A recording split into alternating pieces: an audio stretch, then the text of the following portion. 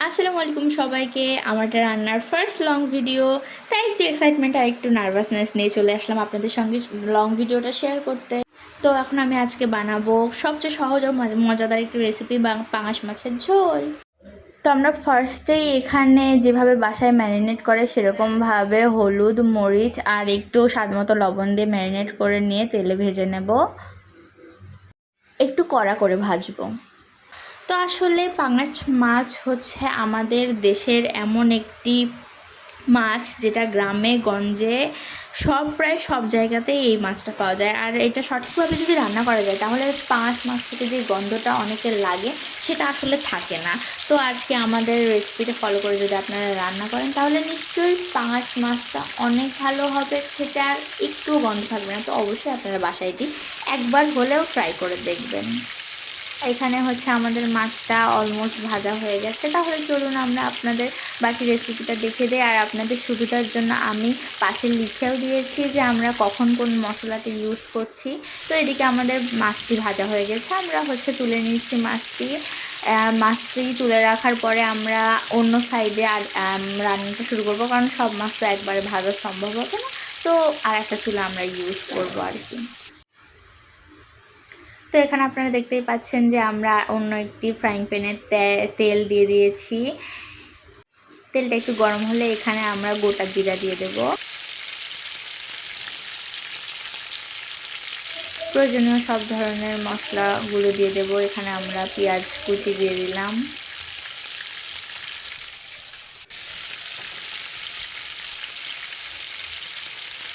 তারপরে মরিচ কুচি দিলাম স্বাদ মতো। যে যেমন ঝাল খায় এখানে সেটা আর কি ম্যান টু ম্যান ভ্যারি করে। তারপরে এটাকে একটু আমরা কষিয়ে নেব, একটু একটু ভাজা ভাজা করে নেব আর কি।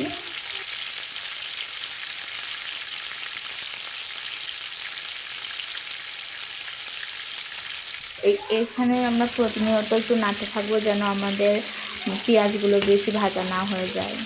তারপরে আমরা স্বাদ মতো নুন দিয়ে নেব।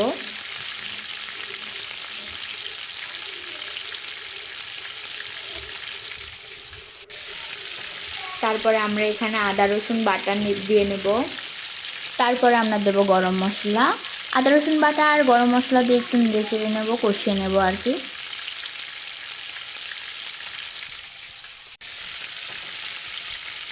এরপরে আমরা দিয়ে দিচ্ছি হলুদ,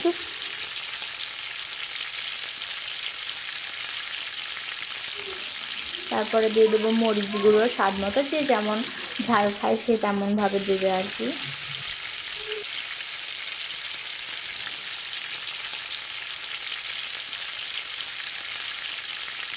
এরপর আমরা দিয়ে দেবো ধনিয়া জিরা গুঁড়া। আসলে এটা ধনিয়া আর জিরা একসঙ্গে গুঁড়া করে আমরা দিয়ে দেবো এখানে। তারপরে দিয়ে দেবো পরিমাণ মতো পানি দিয়ে ভালো করে নেড়ে চেড়ে নেব।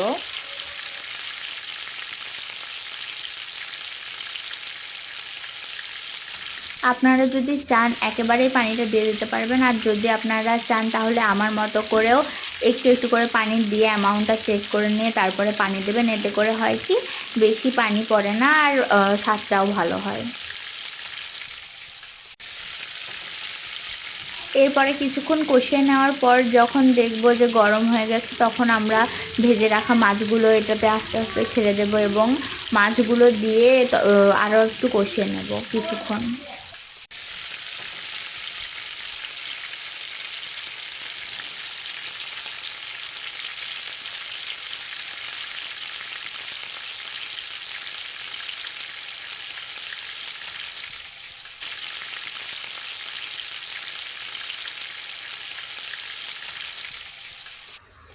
এখানে হচ্ছে মাছগুলো দেওয়া হয়ে গিয়েছে, এখন আমরা এটাকে কষিয়ে নেব ভালো করে। এই পাঙাশ মাছের রেসিপিটা স্পেশালি বৃষ্টির দিনে খেতে অনেক ভালো লাগে, আর কয়েকদিন থেকে ঢাকায় যে পরিমাণ বৃষ্টি হচ্ছে। তো গাইজ আমরা এখানে হচ্ছে একটু ঢেকে দেব, ঢেকে দেওয়ার পরে একটু কষিয়ে নেব। দেখুন বলতে বলতেই বৃষ্টি চলে এসেছে, এত বেশি বৃষ্টি হচ্ছে। আর এদিকে আমাদের রান্নাও অলমোস্ট কমপ্লিট হয়ে এসেছে। এখন শুধু আমরা লাস্ট একটা ঘরোয়া মশলা যেটা আমরা নিজেরা বাসায় বানিয়েছি সেই মশলাটা দিয়ে একটু নেড়ে চেড়ে নামিয়ে নিলে আমাদের রেসিপি রেডি। তো এই মশলার আপনারা যদি রেসিপি চান তাহলে নিশ্চয়ই আমাদেরকে কমেন্ট করবেন, আমরা এই মশলার রেসিপিটাও আপনাদেরকে দেখাবো। তো দেখুন কি সুন্দর হয়েছে দেখতে। আজকের মতো এই পর্যন্তই, আল্লাহ হাফেজ।